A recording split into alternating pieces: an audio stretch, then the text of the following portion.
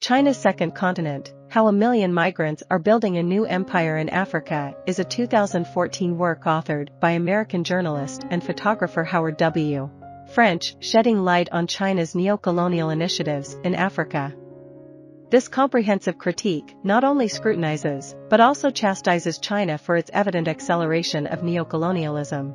French's analysis revolves around the significant migration of millions of Chinese diplomats and business professionals who have relocated to Africa to serve Chinese enterprises. Many of these companies have opted for cost-effective strategies, establishing fresh ventures on foreign soil. French traces the origins of this phenomenon to contemporary Chinese philosophy and culture, particularly emphasizing the adage, "Empty things exist to be filled up."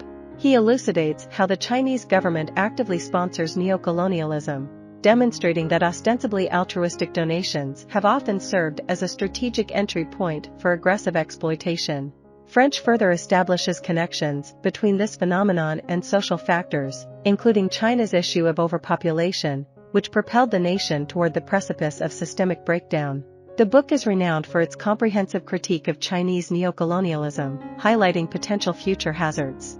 Before China regarded Africa as a prime arena for expanding its national interests, French contends that the nation grappled with the challenges posed by population growth. With its population surpassing 1 billion, China faced a dire need for additional arable land to bolster its food supply.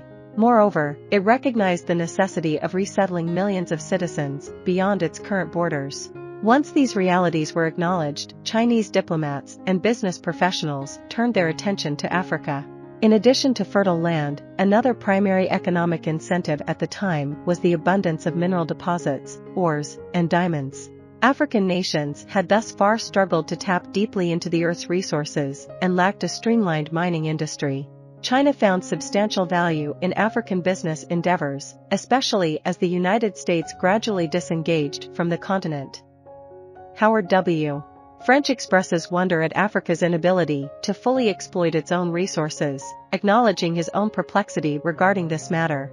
In their negotiations for trade agreements with African nations, China extended substantial offers, including billions of dollars in subsidies and infrastructure development. This encompassed the construction of hospitals, bridges, roads, sports stadiums, and cash incentives.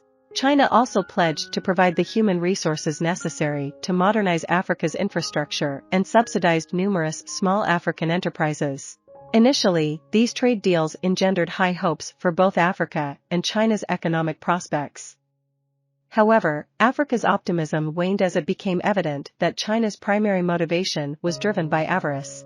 Chinese companies exhibited reluctance in employing African laborers, reneging on their commitments to pay fair wages and support community development. Working conditions often proved unsanitary and posed risks to health and safety.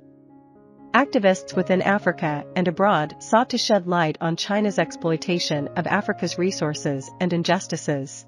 Simultaneously, the predominant mode of conducting business deals shifted from reasoned and amicable agreements to transactions fueled by bribery and corruption. Both China and Africa frequently resorted to bribing government officials to advance self-serving legislation.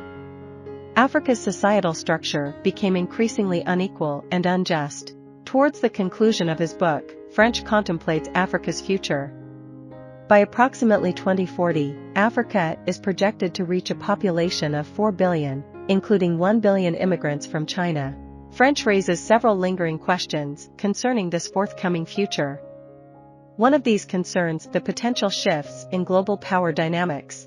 He ominously hints at the possibility that China might extend its dominion beyond Africa, aiming to broaden its influence over 2 continents. This expansion could potentially provide China with the demographic strength to amass the world's largest military force. Within the pages of China's Second Continent, French envisions an African government that has become increasingly estranged from its African cultural heritage. I hope you enjoyed this video. Leave a like if you did and be sure to subscribe. Thank you.